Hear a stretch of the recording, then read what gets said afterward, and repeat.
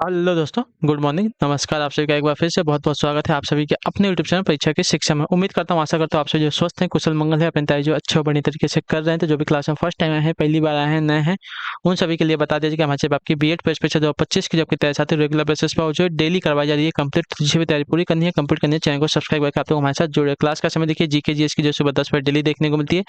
Reasoning की जो है दोपहर को 1 बजे देखने को मिलती है। कला की जो है शाम को 4 बजे, और हिंदी की जो है शाम को 7 बजे आप सबको हमारे चैनल पर देखने को मिलता है। आप सबको इसी टाइम पर क्लास से जोड़कर अपनी तैयारी को पूरा कंप्लीट करना। नीचे डिस्क्रिप्शन आप सबको इंस्टाग्राम टेलीग्राम का लिंक मिलेगा, तो इंस्टाग्राम पे आप हमें फॉलो करेंगे, टेलीग्राम चैनल को ज्वाइन करेंगे। टेलीग्राम चैनल पर डेली बेसिस पे क्लास का अपडेट और आपको एग्जाम का अपडेट मिल जाएगा, तो आप लोग जो टेलीग्राम चैनल को ज्वाइन कर लीजिएगा। ठीक है, चलें क्लास स्टार्ट करें, देरी नहीं करेंगे। एक एक क्वेश्चन आपके एग्जाम के लिए बहुत इंपॉर्टेंट, ध्यान से एक एक क्वेश्चन को देख के उत्तर देने की और समझने की कोशिश करते हुए आगे चलेंगे। ठीक है, क्लास स्टार्ट करने से पहले सभी से रिक्वेस्ट है, जिसने अभी तक क्लास को लाइक नहीं किया लाइक करेंगे, शेयर नहीं किया शेयर करेंगे, और जिसने अभी तक चैनल को सब्सक्राइब नहीं किया जाके चैनल को सब्सक्राइब करिए सबसे पहले। ठीक है, चलिए पहला क्वेश्चन आपके सामने दिए गए।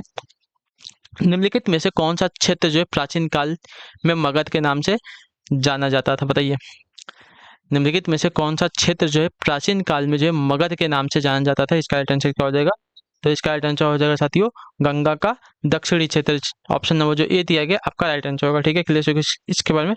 गंगा का दक्षिणी क्षेत्र जो है प्राचीन काल में मगध के नाम से जाना जाता था। इसकी राजधानी प्रारंभ में राजगिरी थी तथा बाद में जो है पाटलिपुत्र हो गई थी। ठीक है, अगले क्वेश्चन की तरफ बढ़ेंगे। आपका है दूसरा नंबर, बताइएगा राइट आंसर क्या हो जाएगा? ऋग्वेद की मूल रचना किस भाषा में हुई थी, बताइए। ऋग्वेद की जो मूल रचना है किस भाषा में हुई थी?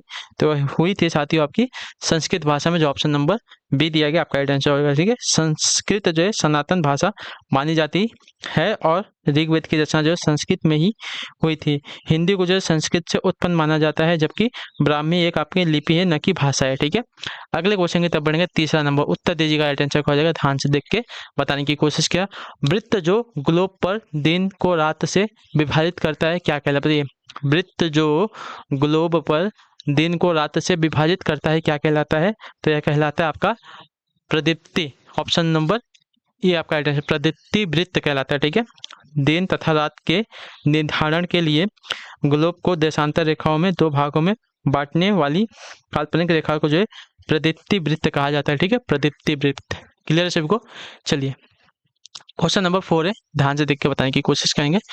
भारत के राष्ट्रपति का कार्यकाल कितना होता है, बताइए। भारत के राष्ट्रपति का जो कार्यकाल होता है कितना होता है? तो 5 वर्षों का होता है। ठीक है, या तो 65 वर्ष की आयु तक होता है। ठीक है, ये बात याद रखिएगा। चलिए अगले क्वेश्चन की तरफ बढ़ेंगे। 5वां नंबर, उत्तर दीजिएगा, राइट आंसर क्या हो जाएगा? लक्षद्वीप द्वीप समूह रिक्त स्थान में स्थित है, किसमें? हिंद महासागर में, बंगाल की खाड़ी में, दक्षिण चीन सागर में, या इनमें से कोई नहीं? तो यह आपका स्थित है साथियों इनमें से किसी में नहीं। ठीक है, तो ऑप्शन नंबर जो डी दिया गया आपका राइट आंसर होगा। लक्षद्वीप अरब सागर में स्थित है। ठीक है, ना तो हिंद सागर में, ना तो बंगाल की खाड़ी में, ना तो दक्षिण चीन सागर में, या जो है अरब सागर में स्थित है। ठीक है, लक्षद्वीप द्वीप समूह। अगला क्वेश्चन है साथियों आपका 6ठा नंबर, बताइएगा राइट आंसर होगा। ब्राजील में पाया जाने वाला कैंपोस रिक्त स्थान है क्या, बताइए। ब्राजील में पाया जाने वाला कैंपोस क्या है? ब्राजील में पाया जाने वाला कैंपोस एक आपका उष्णकटिबंधीय घास का मैदान है। ठीक है, तो ऑप्शन नंबर सी आपका राइट आंसर होगा। ठीक है, ब्राजील में पाया जाने वाला कैंपोस एक आपका उष्णकटिबंधीय घास का मैदान है। यहाँ पशुपालन कार्य जो है प्रमुखता से किया जाता है। ठीक है, अगला क्वेश्चन आपका 7वां नंबर, बताने की कोशिश करेंगे। राइट आंसर का जो सैल समूह भूजल को संचित नहीं करता उसे क्या कहते हैं? जो सैल समूह भूजल को संचित नहीं करता उसे क्या कहते हैं? तो उसे कहा जाता है आपका, एक मिनट, झरना। ठीक है, ऑप्शन नंबर जो ए दिया गया आपका राइट आंसर होगा। चूना पत्थर तथा एक्वीक्लूड भूजल को जो है संचित करते हैं पर प्रवाहित नहीं करते। झरना जो है सैल समूह नहीं है और भूजल को धारण भी नहीं करता है। ठीक है, इतना याद रखिएगा। चलिए अगले क्वेश्चन की तरफ बढ़ेंगे। 8वां नंबर प्रश्न, बताने की कोशिश करिएगा। अभ्रक का अत्यधिक उत्पादक देश कौन सा, बताइए। अभ्रक का अत्यधिक उत्पादक देश कौन सा है? तो अभ्रक का अत्यधिक उत्पादक देश आपका भारत है। तो ऑप्शन नंबर जो ए दिया गया आपका राइट आंसर। अभ्रक का सर्वाधिक उत्पादन भारत द्वारा किया जाता है। झारखंड अभ्रक का महत्वपूर्ण उत्पादक राज्य है। ठीक है, अगले क्वेश्चन की तरफ बढ़ेंगे। क्वेश्चन नंबर 9, भाखड़ा बांध किस नदी पर बनाया गया है, बताइए। भाखड़ा बांध जो है किस नदी पर बनाया गया है? तो भाखड़ा बांध आपका बनाया गया था साथियों आपका सतलुज नदी पर। ऑप्शन नंबर सी आपका राइट आंसर होगा। ठीक है, भाखड़ा बांध जो है सतलुज नदी पर बनाया गया है और यह जो है पंजाब में स्थित है। क्लियर है सभी को? चलिए क्वेश्चन नंबर 10 आपके सामने है, देख के बताइएगा राइट आंसर क्या हो जाएगा। विश्व के 90% से अधिक जीव समूह इसमें है, किसमें, बताइए। विश्व के 90% से अधिक जीव समूह किसमें है? तो इसका राइट आंसर आपका हो जाएगा साथियों समुद्र में। ठीक है, ऑप्शन नंबर जो सी दिया गया आपका राइट आंसर हो जाएगा। ठीक है, पृथ्वी के करीब जो है 70% भाग पर जो है समुद्र है और इसमें जो है करीब 90% से अधिक जीव समूह निवास करते हैं जल में। ठीक है, समुद्र में। अगले क्वेश्चन की तरफ बढ़ेंगे। 11 नंबर बताने की कोशिश कीजिएगा, राइट आंसर क्या हो जाएगा? अंतर्राष्ट्रीय दिनांक रेखा लगभग इसके बराबर होती है, किसके बराबर? भूमध्य रेखा के बराबर, 280वीं यामोन्तर रेखा के बराबर, 180वीं यामोन्तर रेखाओं के बराबर, या इनमें से कोई नहीं। तो 180वीं यामोत्तर रेखा के बराबर। ठीक है, ऑप्शन नंबर सी आपका राइट आंसर होगा। 180वीं यामोत्तर रेखा को जो है अंतर्राष्ट्रीय दिनांक रेखा कहा जाता है, इससे जो है तारीख का निर्धारण होता है। ठीक है, अगला क्वेश्चन आपका 12 नंबर बताइएगा राइट आंसर का। भारत के राष्ट्रपति द्वारा राज्यसभा के लिए कितने सदस्य नियुक्त किए जाते हैं? तो इसका राइट आंसर हो जाएगा साथियों 12, ऑप्शन नंबर सी आपका राइट आंसर होगा। ठीक है, क्लियर होगा इसके बारे में, हाँ या ना? भारत का राष्ट्रपति जो है राज्यसभा में 12 सदस्यों को मनोनीत करता है। ठीक है, इतने याद रखेंगे। चलिए अगले क्वेश्चन की तरफ बढ़ेंगे। 13 नंबर उत्तर देने की कोशिश कीजिए, राइट आंसर। सागर का अत्यंत सामान्य लवण है क्या? बताइए, सागर का अत्यंत सामान्य लवण क्या है? तो सोडियम क्लोराइड है। ठीक है, ऑप्शन नंबर जो ए दिया गया आपका राइट आंसर होगा। समुद्री जल में सामान्यतः जो है सोडियम क्लोराइड की मात्रा सर्वाधिक होती है। ठीक, अगले क्वेश्चन की तरफ बढ़ेंगे। 14 नंबर उत्तर देने की कोशिश कीजिए, राइट आंसर। कोलकाता बंदरगाह रिक्त स्थान पर या में स्थित है, किसमें? भागीरथी नदी में, हुगली नदी में, या बंगाल की खाड़ी में, या ब्रह्मपुत्र नदी पर? किस पर बताइए?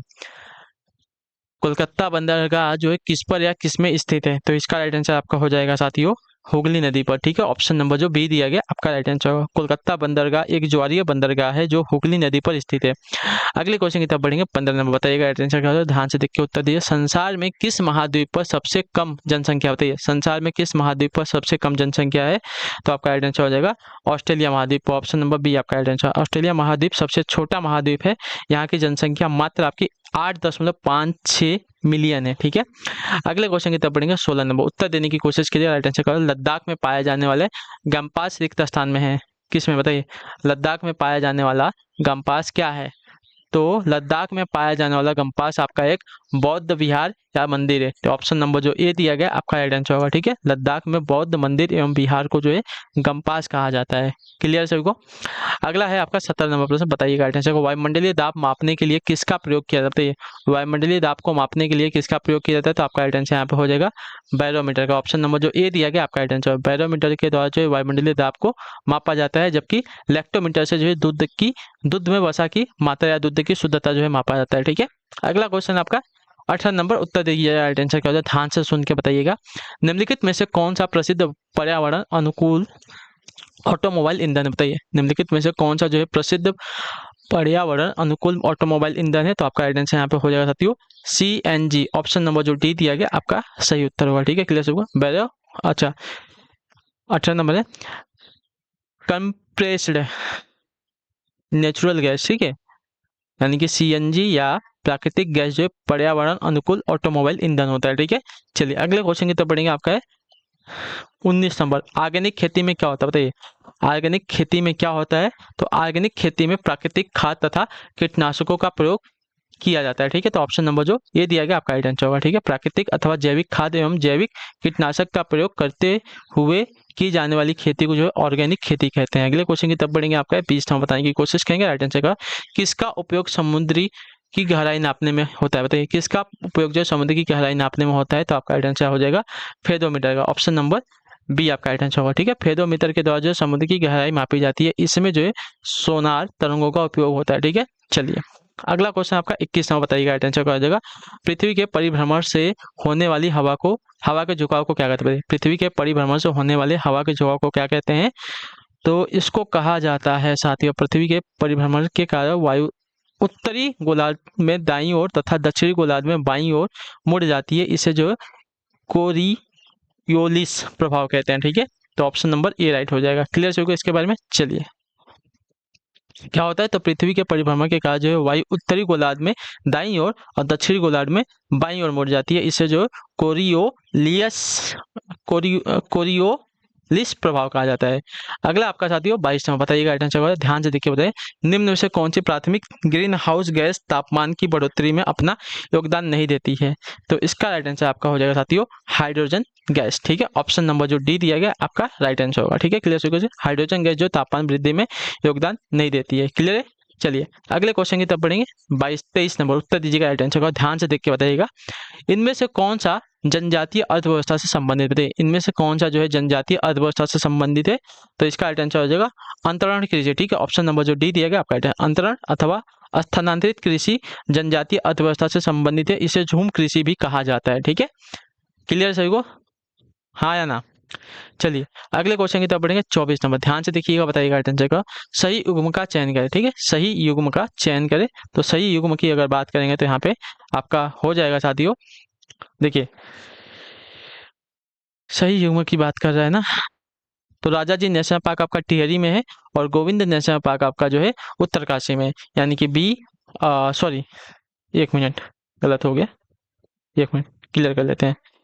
राजाजी नेशनल पार्क आपका देहरादून में, ठीक है, और पौड़ी गढ़वाल जिले में स्थित है। ठीक है, तो आपका डी वाला राइट होगा, यानी कि कार्बेट नेशनल पार्क आपका नैनीताल में और गोविंद नेशनल पार्क आपका उत्तरकाशी में।